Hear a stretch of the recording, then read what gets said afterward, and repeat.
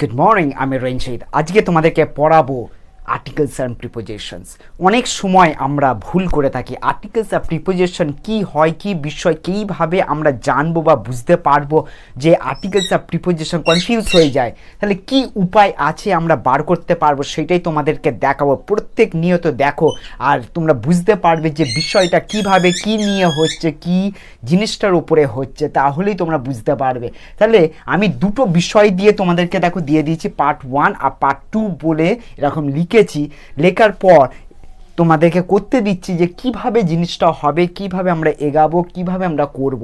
তাহলে don't forget about this. You have to keep in mind the way, the tricks, the tips we are using here.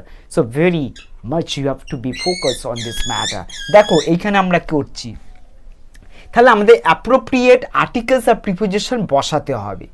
আমি number 1-এ দিয়েছি John Keats was dash English poet.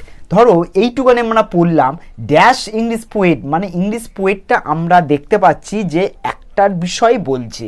তাহলে একটা যখন বিষয় কোনো কিছু বলছে, তার মানে আমরা দেখো এইটা আমাদের ভাওয়েলস আছে, ভাওয়েলস থাকছে ইংলিশ, তাহলে আমাদের ভাওয়েলস উচ্চারণটা ইংলিশ, ই উচ্চারণ আসছে, তার মানে আমাদের কি হচ্ছে, এটা অ্যান হচ্ছে। তাহলে আমাদের কি দাঁড়ালো, John Keats was an English poet.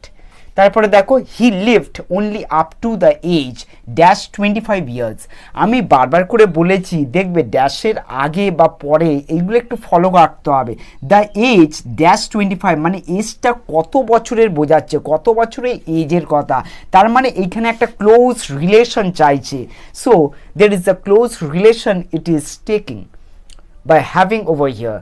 We have to understand this one because two of the things it is written in the middle when you are putting a close relation, so that means it will come the off. তাহলে of আসছে, দেখো আমি বারবার করে বলছি অফটা হচ্ছে দুজনে close একটা রিলেশন। দ্য এজ কিসের এজ, অফ 25 ইয়ার্স, 25 বছরের এজের কথা বলছে, the age of 25 years. He lived only up to the age of 25 years. Next, but he is regarded as one dash the best English poets. এবারে দেখো ড্যাশের আগে দেখো ওয়ান আছে, ড্যাশের পর দেখো দ্য বেস্ট আছে। তাহলে আমরা দেখছি ওয়ান, আমরা কি এইখানেও রিলেশন সেম জিনিস বসাবো, রিলেশনে ওয়ান অফ দ্য বেস্ট আমরা বলে থাকছি, one of the best English poets. তাহলে but he is regarded as one of the best English poets. দেখো সেকেন্ড পার্টটা সেম প্রসেসে আমরা করব, বিষয়টা আমরা জানবো কিভাবে কি হচ্ছে, একই জিনিস আমরা করব। আমরা খালি আগে পেছন ফিল ইন দ্য ব্ল্যাঙ্কস আমরা দেখি আর্টিকেলস আর প্রিপোজিশন নির্দিষ্টভাবে কি বোঝাচ্ছে, কি বিষয়টা হচ্ছে। বাট তোমাদের ফোকাসটা খুব অ্যালার্ট থাকতে হবে, কেন অল দ্য টাইমস এর আগেও আমি এই বিষয় নিয়ে বুঝিয়েছি। This is the second, third, fourth, fifth, I also don't know, but আমি বুঝতে পারছি যে এই বিষয় অনেকবার করিয়েছি, এইবারে তোমাদেরকে অপশান দিইনি, without option how you can do, সেটাই আমি বোঝাচ্ছি। নাম্বার 2-এ আছে it was dash beautiful sunny morning, এইটুকানি থাক, it was dash beautiful sunny. তাহলে বিউটিফুলটা আমাদের দেখো ড্যাশ যখনই তোমার ভার্বের পর দেখা যাচ্ছে যে থাকছে, তখনই আমাদের আর্টিকেলস বসছে। তাহলে আমরা আর্টিকেলস এ বসাচ্ছি, কেন আমাদের দেখো এইটা আমাদের ভাউলস নয়, আমাদের এইটা কি আছে, আমাদের এটা কনসোনেন্ট আছে, তাই জন্য আমাদের বিটা কনসোনেন্ট বলে আমাদের এ বসলো।